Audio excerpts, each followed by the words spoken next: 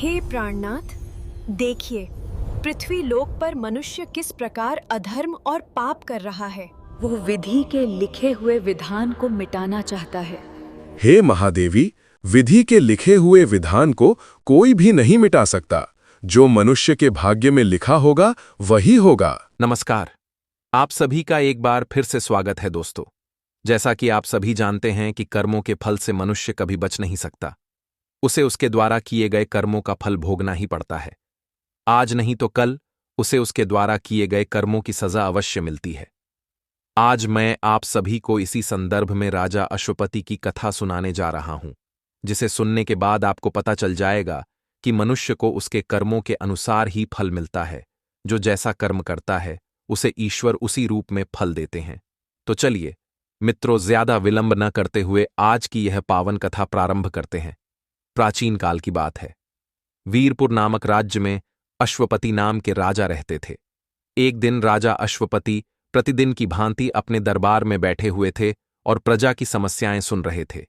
चारों ओर वैभव और शोभा का वातावरण था। दरबार में सुनहरे झूमर लटक रहे थे, रत्न जड़ित दीवारें दमक रही थीं और सुगंधित धूप की लहरें पूरे दरबार में फैल रही थीं। इतने में अचानक एक भिखारी महल के द्वार पर आया। वह बड़ा ही दयनीय और कृशकाय था। तन पर फटे पुराने कपड़े थे, चेहरा झुर्रियों से भरा और आंखों में थकान और लाचारी झलक रही थी। वह कांपते कदमों से आगे बढ़ा और धीमे स्वर में बोला, हे राजन, दया करो, मुझे भिक्षा दो। राजा ने जब उस भिखारी को देखा तो उनके हृदय में दया उमड़ आई। उन्होंने अपने एक नौकर को बुलाया और कहा, इस भिखारी को उचित भिक्षा देकर विदा करो। नौकर ने आज्ञा का पालन किया, भिखारी को भिक्षा दी। भिखारी ने हाथ जोड़कर राजा को धन्यवाद दिया और वहां से चला गया। लेकिन वह भिखारी जाते जाते राजा के हृदय में एक प्रश्न छोड़ गया। राजा उसी क्षण गहरे विचार में डूब गए और सोचने लगे, यह भिखारी भी मेरे समान मनुष्य है। फिर ऐसा क्यों है कि मैं इस राज सिंहासन पर बैठा हूं और यह दीनहीन अवस्था में भिक्षा मांगने को विवश है? आखिर ऐसा कौन सा कर्म मैंने किया था जिससे मुझे यह सुख और वैभव प्राप्त हुआ, और इसने ऐसा कौन सा कर्म किया जिसके कारण इसे यह दुख मिला? इस विचार ने राजा का मन विचलित कर दिया। रात भर वह सो नहीं सके। उनके मन में बार बार यही प्रश्न उठता रहा कि मनुष्य के जीवन की स्थिति का निर्धारण आखिर किन कर्मों से होता है, भाग्य से या पुरुषार्थ से? प्रातःकाल जब सूर्य की प्रथम किरणों ने महल के शिखर को आलोकित किया, उसी समय राजा अश्वपति ने निश्चय किया कि उन्हें इस रहस्य का समाधान प्राप्त करना है।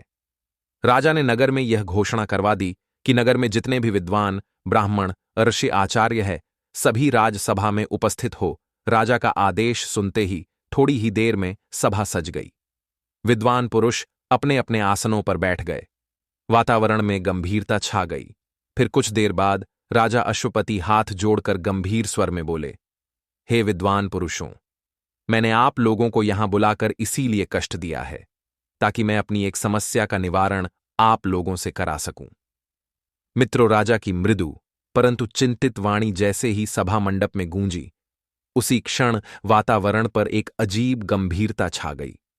विद्वानों के मुख पर वह भय स्पष्ट दिखाई दिया जो अप्रत्याशित प्रश्न और संभावित परिणामों के बीच उत्पन्न होता है।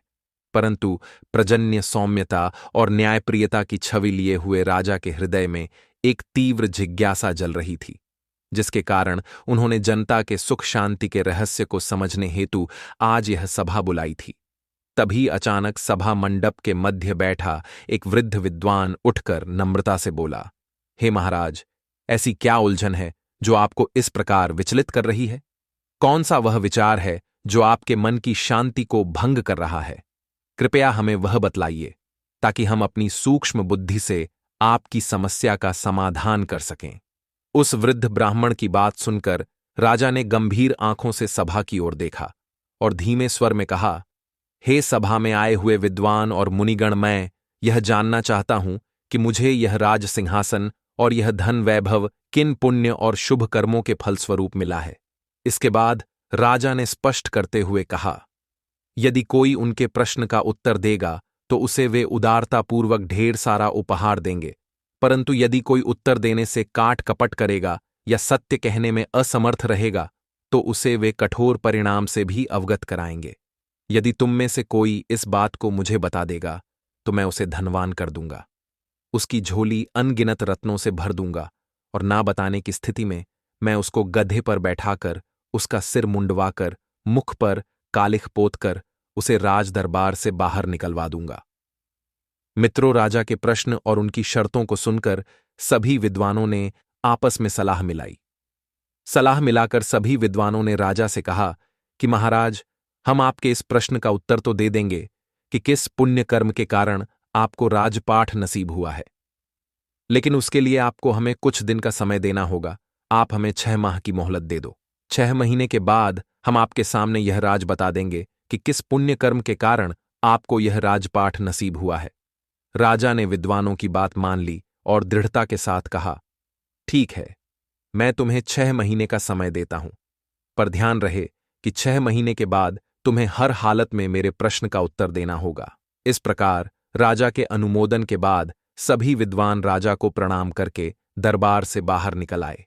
उनके मुख पर हल्की सी सहजता और भीतरी चिंता दोनों प्रकट हो रही थी, क्योंकि बातें कह देने में तो सहजता थी, पर सत्य का ज्ञान किसी के पास नहीं था। सबने यह स्वीकार कर लिया कि जवाब के विषय में उन्हें भी अनिर्णय है। नगर के एकांत मार्ग पर चलते हुए वे सब मिलकर विचार विमर्श करने लगे कि अब इस चुनौती से किस प्रकार पार छुटकारा पाया जाए। कुछ विद्वान तो रणनीति बनाकर अलग अलग स्थल जाकर पुराने ग्रंथों और पुरातन शास्त्रों का अध्ययन करने पर विचार कर रहे थे। कुछ यह सुझा रहे थे कि राज परिवार के इतिहास, लेख और पूर्वजों के कर्मों की जानकारियां इकट्ठा कर ली जाए, और कुछ ने व्यवहारिक दृष्टिकोण अपनाकर जनता के बीच जाकर उनकी कहानियां और लोक कथाएं सुनने का प्रस्ताव रखा, ताकि किसी छिपे हुए कारण का पता चल सके। परंतु सभी में एक बात स्पष्ट थी कि इस प्रश्न का सटीक उत्तर किसी के पास नहीं था। सब इस बात को लेकर परेशान हो गए। तभी उनमें से एक विद्वान ने सहजता से कहा, अरे भाई लोगों, अभी तो हमारे पास पूरे 6 महीने हैं। 6 महीने आराम से गुजारो, जब समय आएगा तब देखा जाएगा। भविष्य की चिंता करके वर्तमान क्यों बर्बाद करें। उसकी इस बात को सुनकर सभी ने एक सुर में हां मिलाई, और इसके बाद सभी विद्वानों ने एक दूसरे से वादा किया कि आज से 6 महीने बाद हम सभी नगर के बाहर तालाब पर इकट्ठे होंगे, और जिसे भी उत्तर पता चल जाएगा वह एक दूसरे को बता देगा। अब इस तरह सभी विद्वान एक दूसरे से वादा करके अपने अपने घर को चले गए और अपने घर के कार्यों में व्यस्त हो गए। धीरे धीरे समय के साथ साथ दिन गुजरे, महीने गुजरे, और गुजरते गुजरते वह समय भी आ पहुंचा जिसके अगले दिन राजा को उनके सवाल का उत्तर देना था। वादे के अनुसार एक बार फिर से सभी विद्वान नगर के बाहर बने हुए तालाब पर इकट्ठे हुए। सभी ने एक दूसरे से पूछा, क्या किसी को उत्तर पता चला?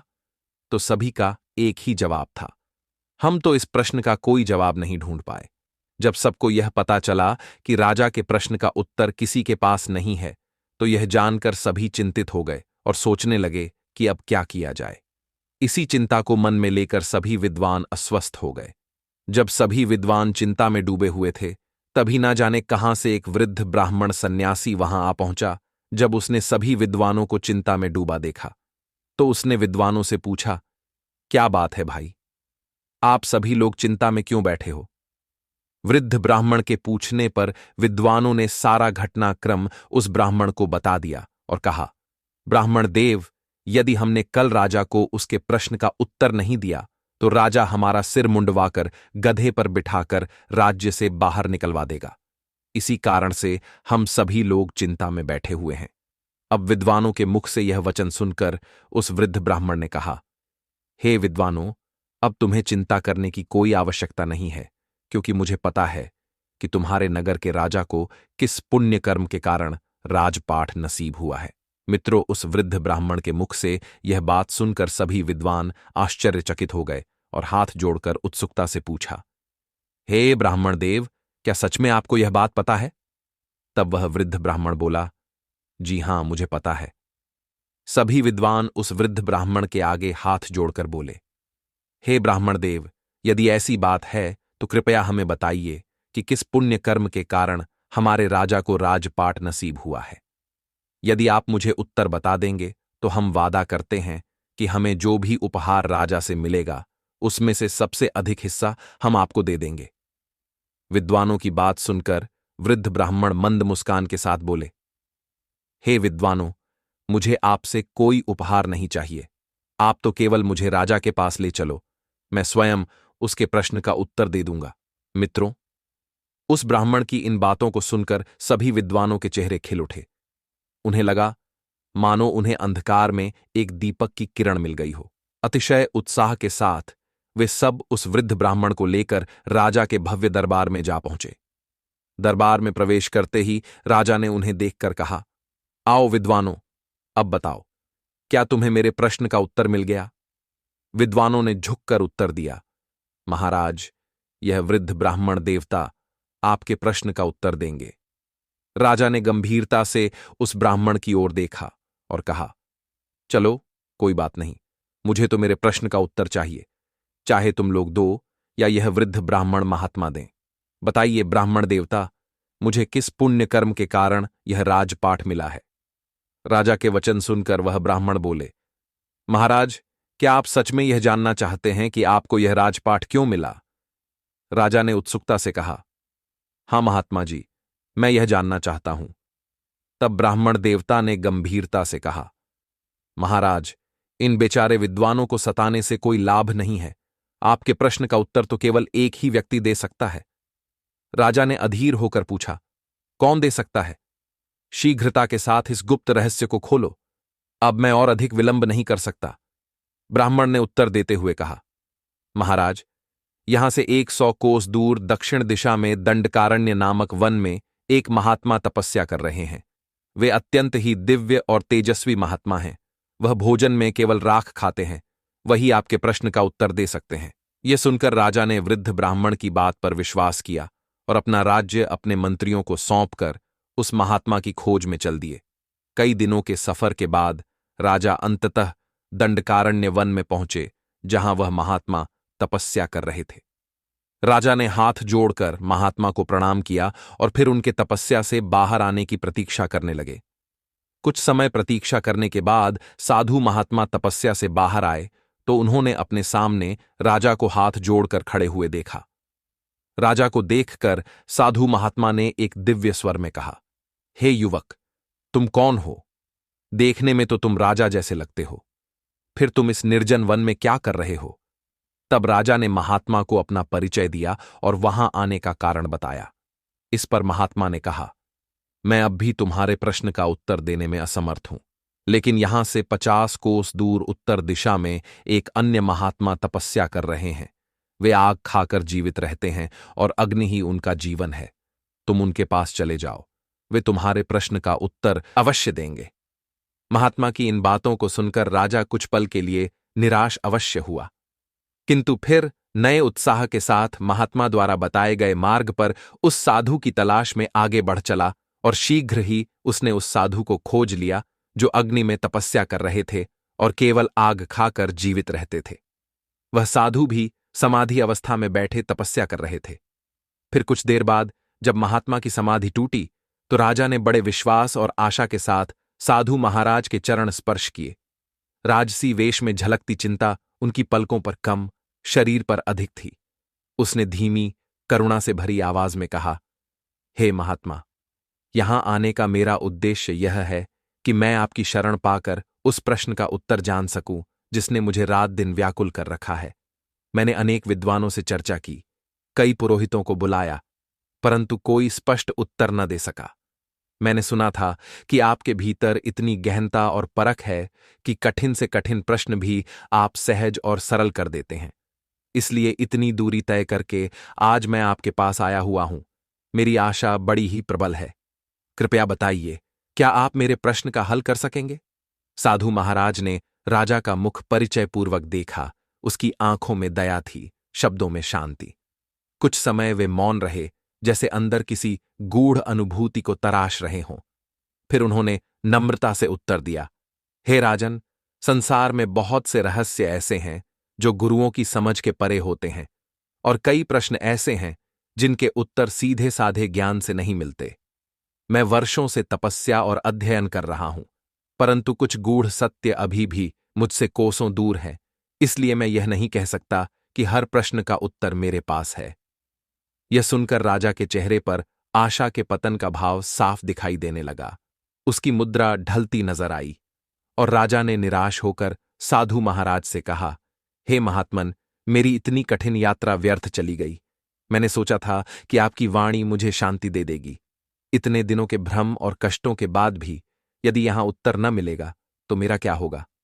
साधु ने राजा के मन की निराशा देखी और उन्होंने प्रेम से उसका हाथ पकड़कर कहा, हे राजन, निराशा मत कीजिए। जीवन में हर समस्या का समाधान बहुधा उसी स्रोत पर मिलता है जहां से आप अपेक्षा नहीं करते। मैंने स्वयं भी अनेक बार अपने ज्ञान की सीमाएं देखी हैं, पर मैं जानता हूं एक ऐसा व्यक्ति जो उस अद्भुत बुद्धि और अनुभव का धनी है जिसके पास तुम्हारे सभी प्रश्नों के उत्तर मिल सकते हैं। राजा ने उत्साहपूर्वक पूछा, वह कौन है? कहां मिलेंगे? मेरे पास समय है, मैं फिर से यात्रा कर लूंगा। आपने कहा कि आपके ज्ञान के दायरे से परे है, परंतु आप किसी अन्य योग्य की ओर मार्गदर्शन कर सकते हैं। कृपया बताइए। फिर साधु महाराज बोले, सुनो राजन, मैं तुम्हें साधारण स्थान नहीं बता रहा। यह मार्ग कठिनाई से भरा है और उसे समझने के लिए एक अनोखी परंपरा का ज्ञान चाहिए। कहने में यह कुछ अजीब लगेगा, किंतु सत्य गूढ़ ही होता है। यहां से लगभग 100 मील की दूरी पर देवगढ़ नामक नगर है, एक ऐसा नगर जो अपने आप में व्यस्त और साधारण दिखाई देता है, परंतु उसकी पीछे की कहानियां अजीब हैं। वहां धनंजय नाम का एक प्रतिष्ठित वैश्य रहता है। व्यापार में वह अनुकूल और ईमानदार माना जाता है। उसकी पत्नी इस समय गर्भवती है और घर में इन दिनों एक महान उत्साह का वातावरण बना हुआ है। राजा ने ध्यान से सुना। साधु की आवाज में कोई रहस्य था, इसलिए उसकी उत्सुकता और बढ़ती गई। साधु ने आगे कहा, हे राजन, परंतु ध्यान रहे, क्रमेण परिवर्तन अक्सर अप्रत्याशित रूप ले लेते हैं। तुम्हें यह सुनकर अचंभा होगा, वैश्य के घर में शीघ्र ही पुत्र का जन्म होगा, परंतु उसकी आयु केवल कुछ ही घंटे होगी। वह जीवित तो जन्म लेगा, परंतु थोड़ी ही देर में संसार से विलीन हो जाएगा। वैश्य अपने पुत्र के मृत्यु को गहरा दुख समझकर उसे पारंपरिक रीति से शमशान घाट ले जाकर दफना देगा और दुखी मन से घर लौट आएगा। साधु महात्मा की यह बात सुनकर राजा अश्वपति का हृदय अंदर से कांप उठा और उनके मन में एक गूढ़ जिज्ञासा जाग उठी। फिर आगे साधु महाराज ने धीरे से कहा, हे राजन, यही वह विशेष मार्गदर्शन है जिसका तुम्हें अनुसरण करना है। जब वह वैश्य अपने पुत्र को दफना कर लौट जाए, तब तुम उस मृत बच्चे की देह को जमीन से बाहर निकाल लेना और उसी मृत बच्चे के सामने अपना प्रश्न रखना। तुम्हें तुम्हारे प्रश्न का उत्तर अवश्य ही मिल जाएगा।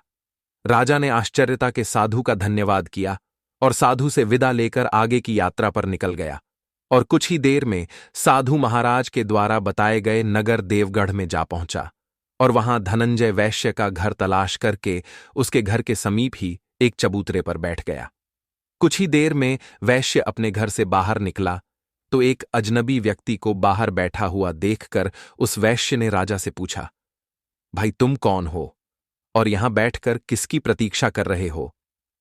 राजा गंभीर स्वर में उत्तर देते हुए बोला, भाई मुझे प्रतीक्षा है तुम्हारे घर में आने वाले उस नन्हे से मेहमान की जो शीघ्र ही तुम्हारी पत्नी के गर्भ से जन्म लेने वाला है।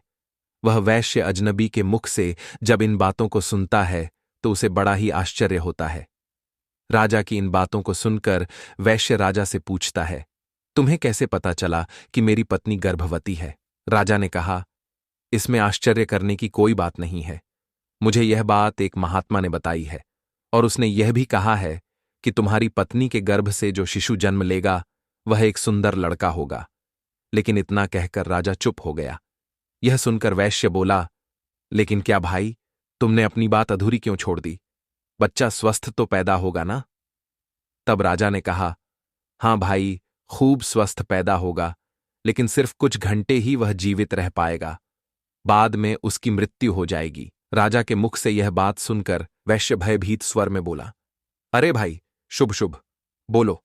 इस अधेड़ आयु में तो मेरे यहां पुत्र रत्न पैदा होगा, और अगर वह पैदा होने के बाद मर गया तो यह मेरे लिए किसी सदमे से कम नहीं होगा। आगे राजा ने कहा, भाई जो सत्य है वह तो होकर ही रहेगा।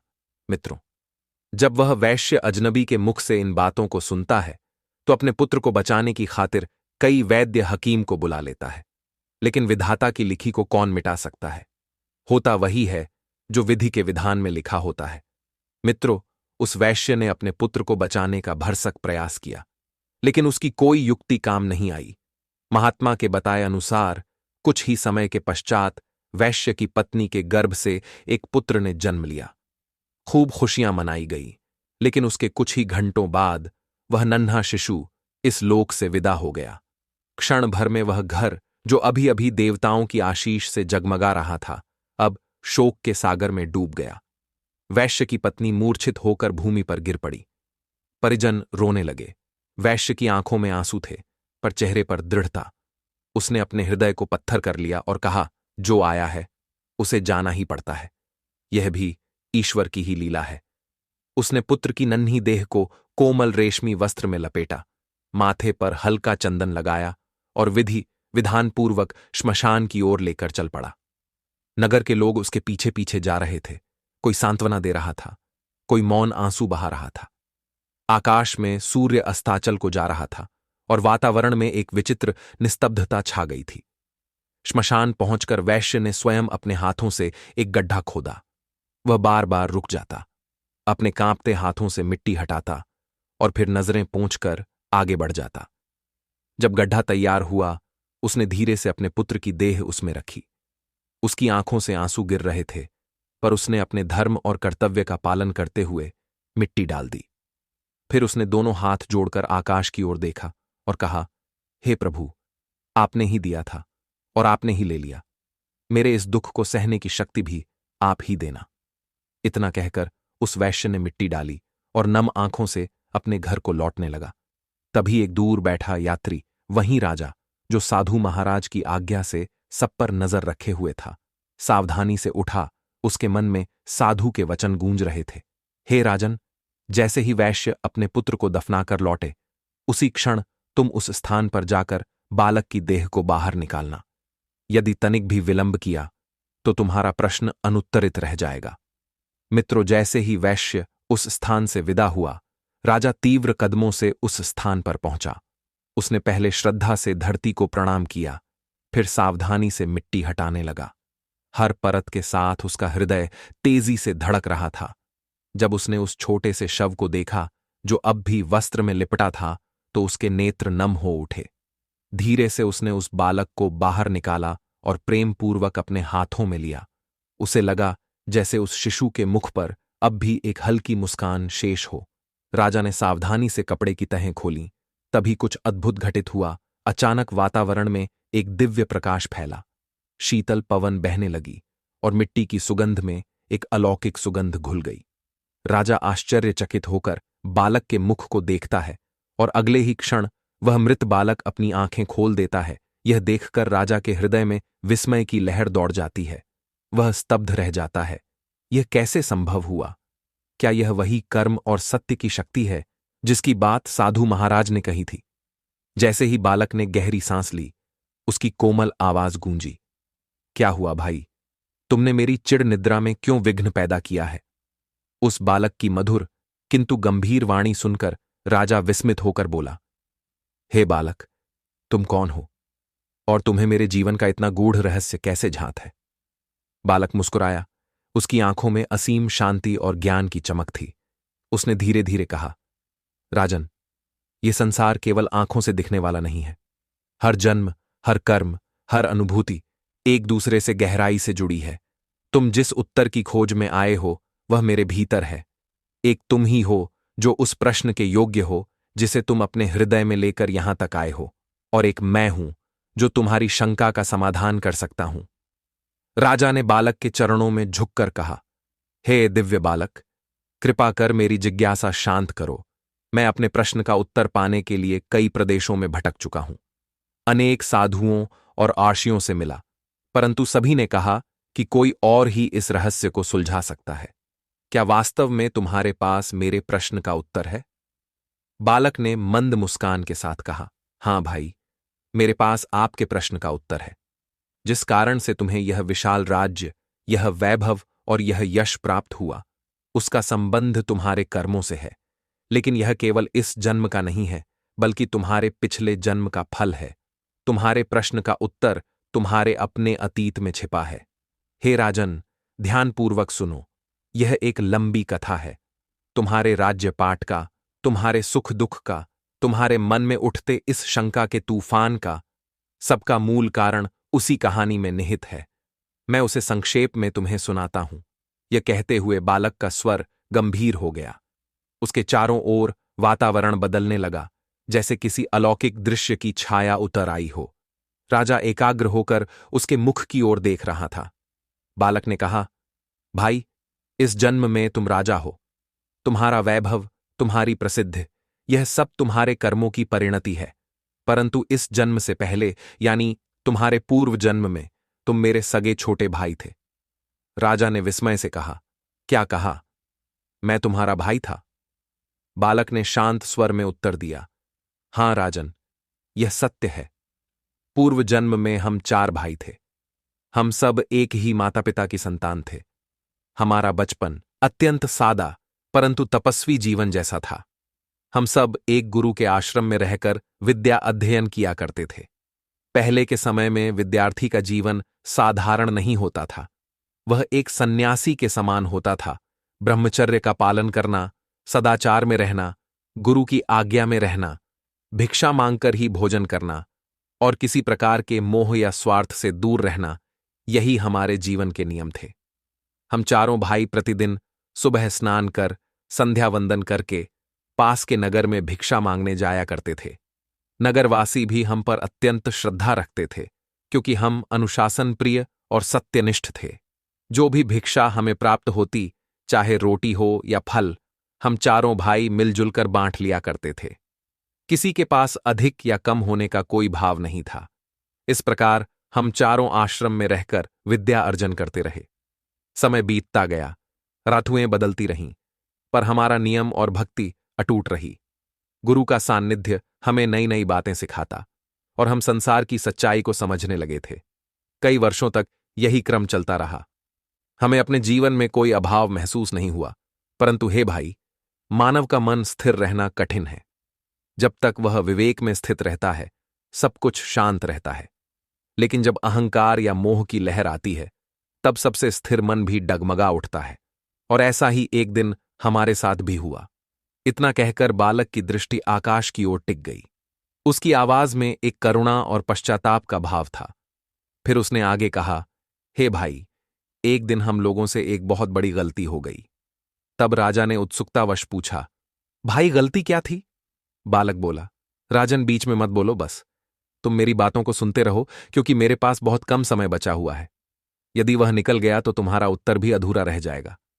राजा बालक की जब इन बातों को सुनता है तो एकदम से चुप हो जाता है। बच्चा आगे कहानी बताते हुए कहता है, हे राजन, एक दिन रोज की तरह हम चारों भाई भिक्षा मांगने के लिए निकले। कई घरों पर जाकर हमने भिक्षा के लिए आवाज लगाई, लेकिन किसी भी दरवाजे से हमें अन्न का एक दाना नसीब नहीं हुआ। उस दिन हम चारों भाई खाली हाथ ही आश्रम लौट आए, क्योंकि हम चारों भाइयों में से किसी को भी भिक्षा नहीं मिली थी। इस कारण हमने वह रात खाली पेट ही गुजारी।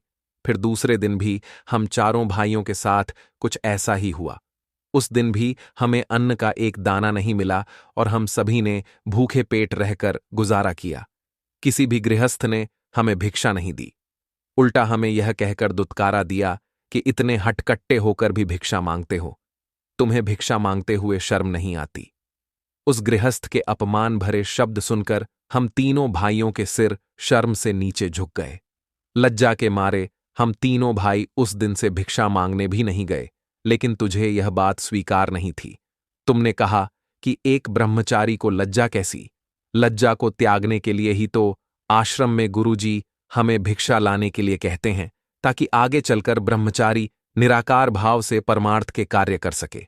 उसके मन से ऊंच नीच, जात पात, छोटे बड़े का भेद समाप्त हो जाए और वह सभी को एक दृष्टि से देखे। उसके लिए ना कोई छोटा हो ना कोई बड़ा, सभी मानव एक समान है, यह भावना उसके अंदर पैदा हो जाए। इसीलिए एक साधु को भिक्षा मांगना बहुत जरूरी होता, तभी उसके अंदर से भेदभाव की भावना समाप्त होती है। इसलिए उस दिन तुम अकेले ही भिक्षा मांगने निकल गए। जब तुम भिक्षा मांगकर वापस लौटे तो तुम्हारी झोली में इतना आटा था कि जिससे 4 रोटियां तैयार हो सकती थीं। हम तीनों भाई ने मिलकर तुम्हारे द्वारा लाए हुए आटे से 4 रोटियां बनाई और चारों रोटियों को आपस में बांटकर खाने की तैयारी करने लगे, क्योंकि हम चारों भाई 3 दिनों के भूखे थे। इसीलिए हम जल्दी से जल्दी अपनी भूख मिटाना चाहते थे। जब हम चारों भाई रोटी खाने ही वाले थे, तभी एक वृद्ध ब्राह्मण भोजन की तलाश में हमारे पास में पहुंचा। जब उसने हमारे हाथ में भोजन की थाली देखी तो उस वृद्ध ब्राह्मण ने हम चारों भाइयों से अपने अपने भोजन में से थोड़ा थोड़ा भोजन देने की प्रार्थना की, क्योंकि हम चारों भाइयों का भूख के मारे पहले ही बहुत बुरा हाल था। उस पर वह वृद्ध ब्राह्मण भोजन मांग रहा था। यह सुनकर हमारे बड़े भाई ने उस वृद्ध ब्राह्मण से कहा, अरे ब्राह्मण देवता, तुम कहां से आ टपके? हम लोग तो पहले से ही 3 दिनों से भूखे हैं। मुश्किल से आज एक रोटी नसीब हुई है और तुम कहते हो कि उसमें से हम तुम्हें दे दें। यदि हमने तुम्हें अपनी रोटी दे दी तो हम क्या राख खाएंगे?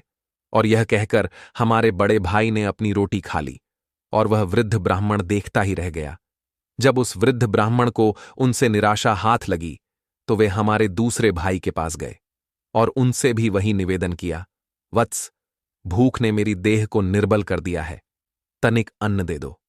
उस ब्राह्मण की बात सुनकर हमारे दूसरे भाई ने तिरस्कार भरे स्वर में कहा, महाराज, यदि मैंने अपनी रोटी दे दी तो क्या मैं चूल्हे की आग खाऊं? दिन भर की मेहनत से जो भिक्षा मिली है उसे भी दे दूं तो मेरा क्या होगा? और यह कहकर उन्होंने भी अपनी रोटी स्वयं खा ली। जब हमारे दोनों भाइयों से उन्हें निराशा मिली तब वह वृद्ध ब्राह्मण मेरे पास आए। मैं भी उसी मनोवृत्ति में डूबा हुआ था। अहंकार और अभाव का भय उस दिन धर्म की भावना पर हावी हो गया था। ब्राह्मण ने मुझसे भी कहा, पुत्र, तनिक अन्न दे दो, भूख ने मुझसे चलने की शक्ति भी छीन ली है। मैंने भी उतावलेपन से कहा, हे ब्राह्मण देव, यह जो रोटी मेरे सामने रखी है यही आज मेरा संपूर्ण भोजन है। यदि मैंने इसे तुम्हें दे दिया तो मैं मरूंगा या जीऊंगा, कौन जानता है। और यह कहकर मैंने भी अपनी रोटी खा ली। मित्रों, इतना कहकर बालक का स्वर धीमा पड़ गया।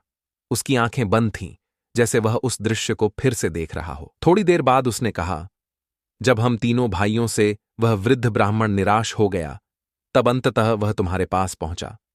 उसके पैरों में कंपन था और आंखों में एक अंतिम आशा की चमक। उसने तुम्हारी ओर देखा, जैसे उसके हृदय को यह विश्वास था कि शायद तुम उसकी पुकार सुन लोगे। उस ब्राह्मण ने जब तुमसे कहा तो तुमने उस वृद्ध को देखा और बिना किसी हिचकिचाहट के अपनी रोटी उसके सामने रख दी। तुम्हारे मुख पर कोई भय नहीं था, कोई मोह नहीं था, केवल करुणा थी। तुमने हाथ जोड़कर कहा, हे ब्राह्मण देव, आज मेरे पास एक ही रोटी है। यह भोजन आपकी सेवा में अर्पित है। आप इसे ग्रहण करें और अपनी भूख मिटाएं। मुझे क्षमा करें कि मैं आज आपको और अधिक नहीं दे पा रहा। यदि आप फिर कभी हमारे यहां पधारें तो मैं आपके संपूर्ण अतिथि सत्कार का प्रबंध अवश्य करूंगा। यह कहकर तुमने अपनी रोटी उनके चरणों में रख दी और नम्रतापूर्वक प्रणाम किया। इतना कहकर वह नन्हा बालक शांत हो गया। उसके चेहरे पर करुणा और गर्व दोनों की आभा थी। फिर उसने कहा, हे राजन, वही तुम्हारा एक कर्म तुम्हारे भाग्य का बीज बन गया। हम तीनों ने जो असहिष्णुता दिखाई उसका फल हमें मिला और तुम्हारी एक रोटी ने तुम्हें वह पुण्य दिया जिसके प्रभाव से आज तुम इस जन्म में राजा बने और हम सभी भाई अपने अपने पूर्व जन्म में किए कर्मों का फल भोग रहे हैं। हे राजन, जिस वृद्ध ब्राह्मण ने तुम्हें पहले साधु के पास जाकर उससे अपने प्रश्न का उत्तर खोजने के लिए कहा था, दरअसल मैं वही ब्राह्मण हूं जो हमारे पूर्व जन्म में भोजन मांगने के लिए हमारे पास में आया था। और वह पहला साधु जो सिर्फ राख खाता है, पूर्वकाल का हमारा बड़ा भाई है। उसने ब्राह्मण से यह कहा था कि तुम्हें रोटी दे दूंगा तो मैं क्या राख खाऊंगा। अब वह राख खाकर ही जीवित है। पहला साधु जिसने तुम्हें दूसरे साधु के पास में जाने का परामर्श दिया, वह दूसरा साधु दरअसल हमारा दूसरा भाई है जो सिर्फ आग खाकर ही जीवित रहता है। उसने ब्राह्मण के रोटी मांगने पर यह कहा था कि हे ब्राह्मण देवता, यदि मैं तुझे रोटी दे दूंगा तो क्या मैं चूल्हे की आग खाऊंगा? तो उस ब्राह्मण का श्राप उस पर भी फलित हो रहा है। आगे वह बच्चा उस राजा से बोला, हे राजन, अब आप मेरे विषय में भी सुन लो। मैंने ब्राह्मण को रोटी ना देकर यह कहा था कि यदि मैं तुम्हें रोटी दे दूंगा तो मेरा क्या होगा? मैं जीऊंगा या मरूंगा? बस तभी से मैं जीता और मरता आ रहा हूं। मैं नित्य किसी ना किसी के यहां जन्म लेता हूं और कुछ घंटे या कुछ दिवस अथवा कुछ महीने जीवित रहकर वापस मर जाता हूं। मुझे केवल गर्भ की असहनीय पीड़ाएं झेलनी पड़ती हैं, जिसमें मैं जीवित तो रहता हूं अपितु मृत अवस्था ही मैं जीता हूं, और तब से यह घटनाक्रम नियमित रूप से चल रहा है। मित्रों, इतना कहकर बालक ने जब राजा को उसके विषय में बताना शुरू किया तो उसने राजा को बताया कि हे राजन, अब तुम अपने विषय में भी सुन लो। तुमने अपने हिस्से की रोटी उस ब्राह्मण को दी और स्वयं भूखे रहे। तुमने अपने आतिथ्य धर्म का पूरी तरह से पालन किया। अतः उन्हीं शुभ कर्मों के कारण इस जन्म में तुम्हें राजा बनने का अवसर मिला है, क्योंकि परमात्मा उन्हीं लोगों को राजपाट देता है या धनवान बनाता है जो खुद की ना सोचकर दूसरों की परवाह करते हैं, जो दूसरों के बुरे वक्त में उनकी सहायता करते हैं, जो अपने मुंह का निवाला भी दूसरों की सेवा में समर्पित कर देते हैं।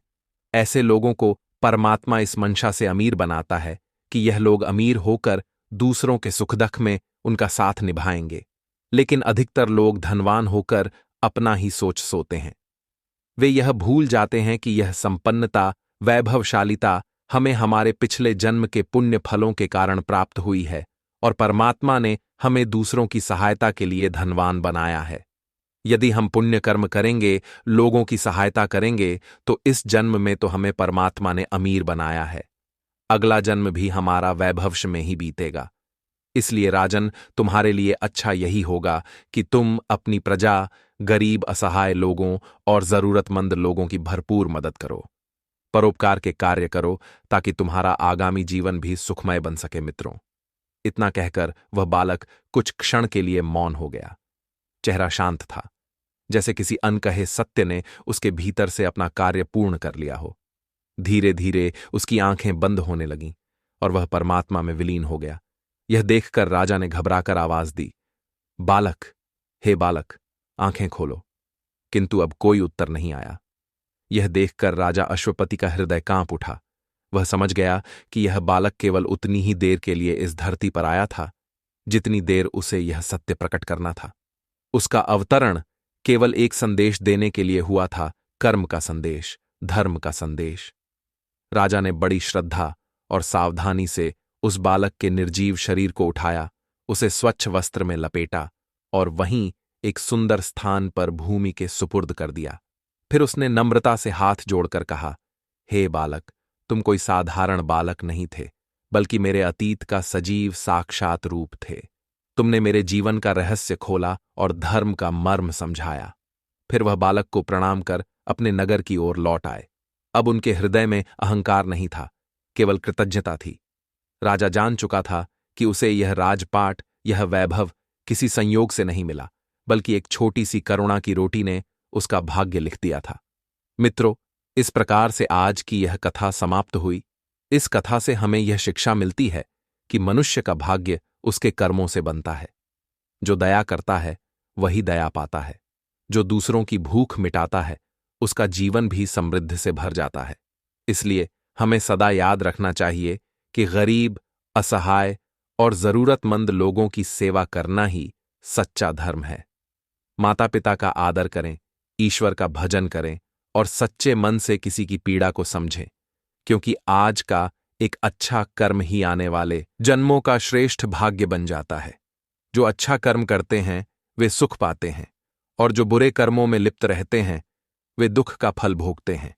प्रिय मित्रों, यदि यह कथा आपको पसंद आई हो तो प्रेम से बोलिए जय श्री हरि विष्णु, जय भोलेनाथ। वीडियो देखने के लिए आप सभी का बहुत बहुत आभार।